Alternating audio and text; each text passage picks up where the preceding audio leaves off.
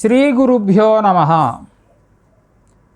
సన్మార్గం అనే ఈ కార్యక్రమాన్ని వీక్షించే దూరదర్శన్ ప్రేక్షకులకు అందరికీ కూడా స్వాగతం.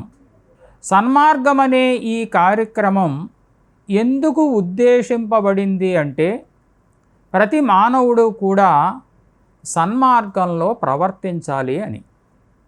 సన్మార్గము అంటే మంచి మార్గము అని అర్థం, ధర్మ మార్గము అని అర్థం.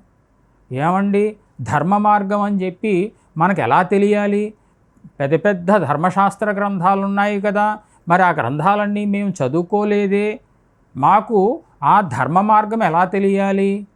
ఈ ప్రశ్న అస్సలు సముచితమైనటువంటి ప్రశ్న కానే కాదు.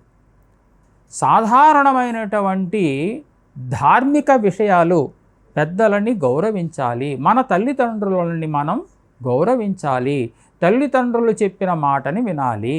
వాళ్ళు మనల్ని ఎంత గొప్పగా ప్రేమతో పెంచి పెద్ద చేశారో, వాళ్ళ వృద్ధాప్యంలో వాళ్ళని కూడా మనము హక్కున చేర్చుకుని వాళ్ళని గౌరవించి వాళ్ళ మనస్సుకి సంతృప్తి కలిగే విధంగా ప్రవర్తించాలి. ఈ ధార్మిక విషయం తెలియదండి. పెద్దలని గౌరవించవద్దు, వాళ్ళని దూషించు అని ఏ గ్రంథమైనా చెప్తుందండి? నిజము పలుకుము, ఇది ఎవరైనా చెప్పాలా మనకి? అబద్ధము చెప్పవద్దు అని చెప్పి మనకు ఎవరైనా చెప్పాలండి? గురువులని పూజించుము, నీ గురువుని దైవ సమానంగా నీవు పూజించుము. ఇది ఒక సాధారణమైనటువంటి ధార్మిక విషయం. ఇది మనకు ఎవరైనా చెప్పాలా? కొన్ని ధార్మికమైనటువంటి పద్ధతులు ఏవైతే ఉన్నాయో, మార్గాలు ఏవైతే ఉన్నాయో, ప్రతి మానవుడికి కూడా ఎవరో చెప్తే తెలిసేటువంటి విషయాలు కావివి, స్వయంగా తెలిసేటువంటి విషయాలు ఇవి. ఏవో గ్రంథాలు చదివితేనే తెలిసేటువంటి విషయాలని మనం అనుకోకూడదు. గ్రంథాలు చదవక్కర్లేదు దీనికి.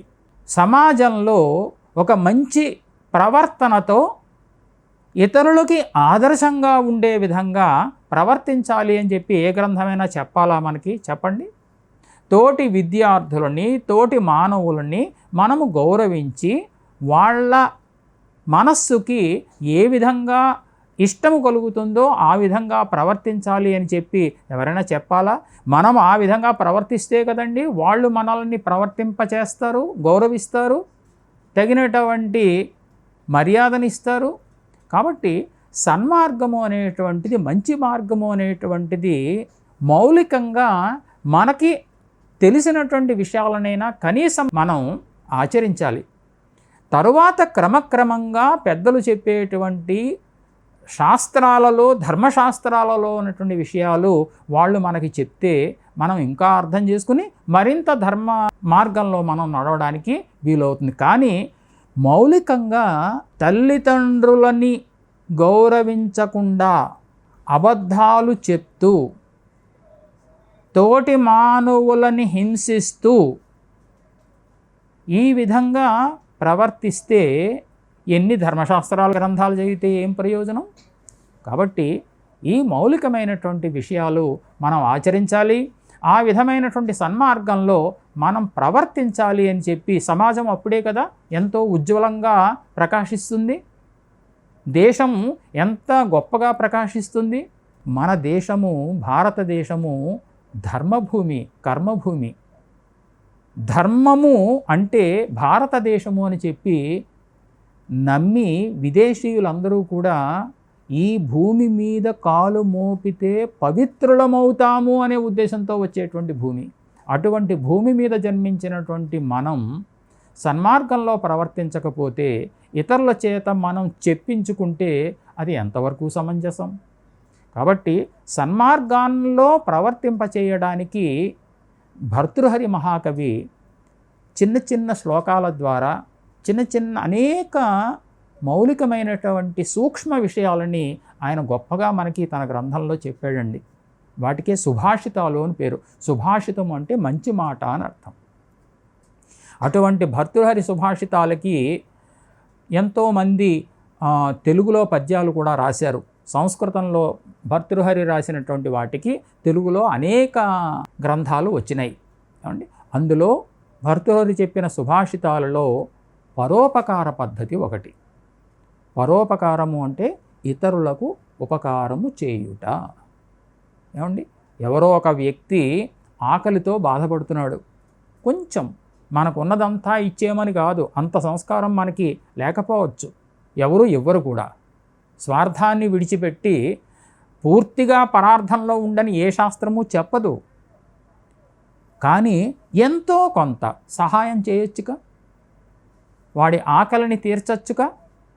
ఇంటికి వచ్చినటువంటి అతిథిని కొంచెం మనకి చేతనైనంత సహాయం చేయొచ్చుగా. అందుకే మన గ్రంథాలు, మన ఉపనిషత్తులు ఏం చెప్పాయంటే అతిథి దేవో భవ. అతిథి దైవ సమానుడు. మన ఇంటికి వచ్చినటువంటి అతిథి దైవ సమానుడు, దైవంతో సమానంగా చూడమన్నారు. దైవాన్ని మనం ఏ విధంగా అయితే పూజిస్తామో అతిథిని ఆ విధంగా గౌరవించండి అన్నారు. అతిథులను గౌరవించకుండా, తల్లిదండ్రులను గౌరవించకుండా మనం ఎన్ని ధర్మ క్షేత్రాలని, ఎన్ని క్షేత్ర భూములని మనం పర్యటిస్తే ఏం ప్రయోజనం? ఎన్ని పుణ్యతీర్థాలని చూస్తే ఏం ప్రయోజనం?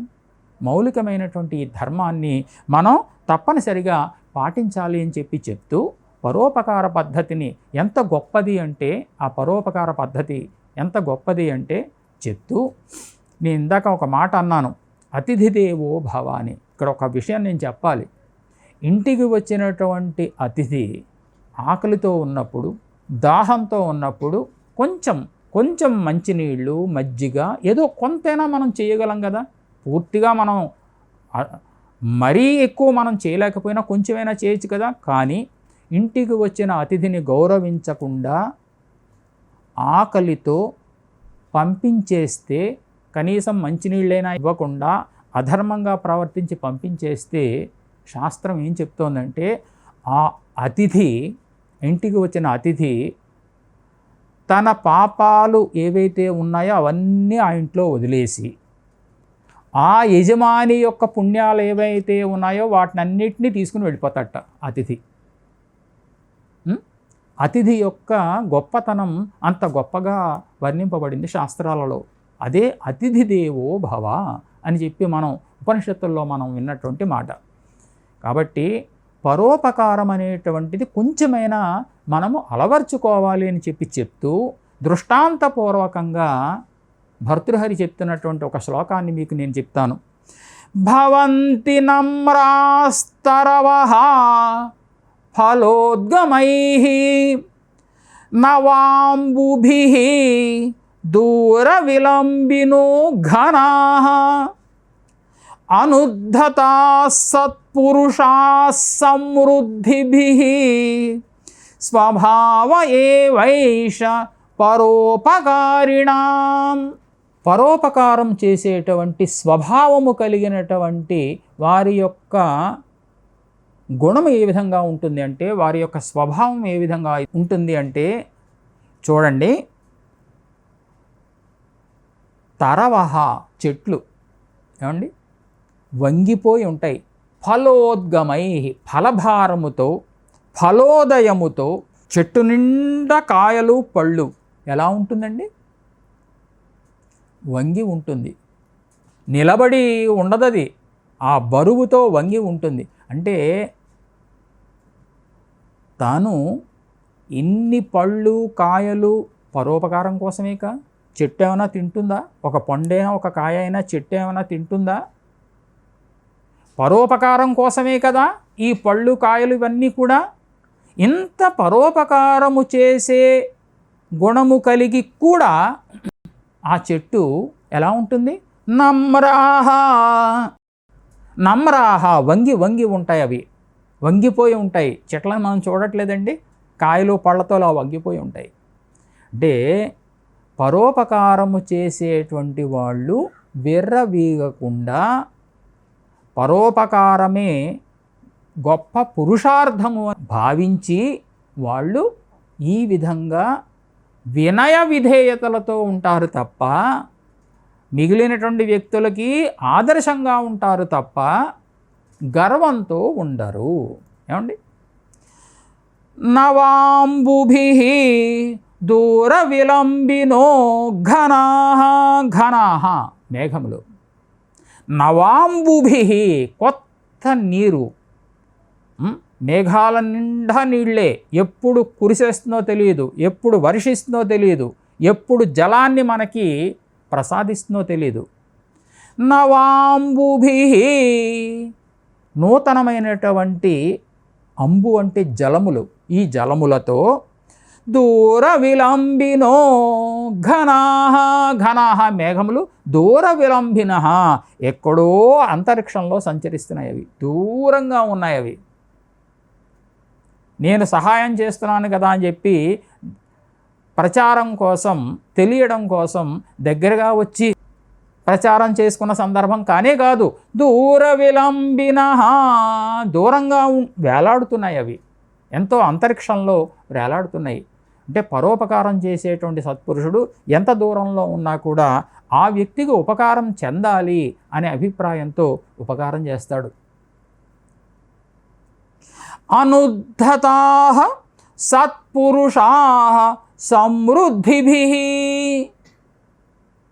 సమృద్ధులు, ఎంతో గొప్ప గొప్ప సమృద్ధి ఉన్నది, ఎంతో గొప్ప ధనం ఉన్నది, అయినా కూడా సత్పురుషాః, సత్పురుషులు, సత్పురుషులు అంటే ధర్మ మార్గంలో ప్రవర్తించేటువంటి వ్యక్తులు, ధర్మ మార్గంలో ప్రవర్తించేటువంటి ఆ వ్యక్తులు అనుద్ధతాః, ఔద్ధత్యము కలిగి ఉండరు, ఎంత మాత్రము కూడా గర్వాన్ని కలిగి ఉండరు, గర్వమనే స్వభావము వాళ్ళలో ఉండదు.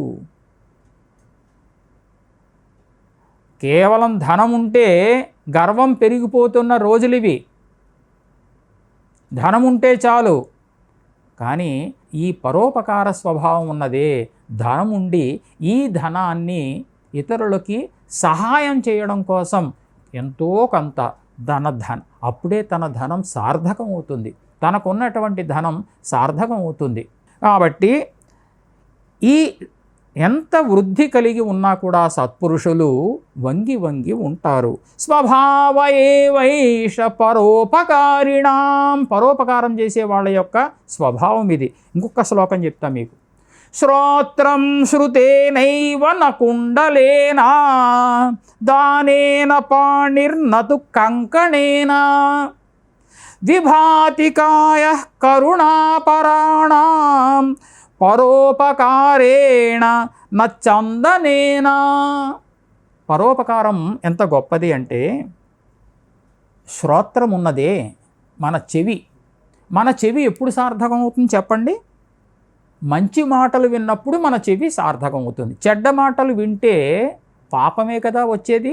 చెవికి సార్థకత ఎప్పుడు? శృతేనైవ, ధర్మశాస్త్రాది శ్రవణం చేతనే.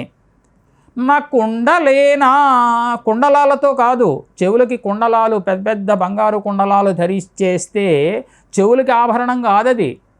ఈ చెవులు అప్పుడు చెవులు సార్థకమైనట్టు కాదు, శృతము చేతనే, ధర్మశాస్త్రాది శ్రవణం చేతనే ఈ శ్రోత్రము సార్థకమవుతుంది. దానేన పాణి నతు కంకణేనా, ఈ చెయ్యి ఎప్పుడు సార్థకం అవ్వాలి చెప్పండి? కంకణాలు ధరించి, మురుగులు ధరించి, బంగారు మురుగులు, పెద్ద పెద్ద ఆభరణాలు ధరిస్తే ఈ చేతికి అందం కాదు, ఈ చెయ్యి సార్థకమైనట్టు కాదు. ఈ చేతితో ఎంతో కొంత దానం చేస్తే ఈ చెయ్యి సార్థకం అవుతుంది. దానేన పాణి నతు కంకణేన, కంకణాలతో ఈ చెయ్యి సార్థకం కాదండి, ఎంతో కొంత ఈ చేత్తో దానం చేస్తే సార్థకం అవుతుంది. విభాతి కాయః కరుణాపరాణాం, కరుణాపరాణాం, చూసారా, కరుణయందు ఆసక్తి కలిగినటువంటి జనులు, కారుణ్యము, జాలి చూపించడంలో ఆసక్తి కలిగినటువంటి జనులున్నారే, వాళ్ళ యొక్క కాయః శరీరం, కరుణ, ఇతరుల పట్ల జాలి అనే స్వభావము కలిగినటువంటి, దయాస్వభావము కలిగినటువంటి ఆ మహాత్ములు ఉన్నారే, వాళ్ళ యొక్క శరీరము ఎలా ప్రకాశిస్తుందండి చెప్పండి?